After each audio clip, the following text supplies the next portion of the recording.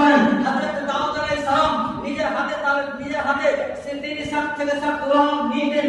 নেওয়ার পরে সেই লোহাটাকে নিয়ে হাতে ঘোরাফেরা করে সেই লোহা থেকে তরবারি বানাতেন।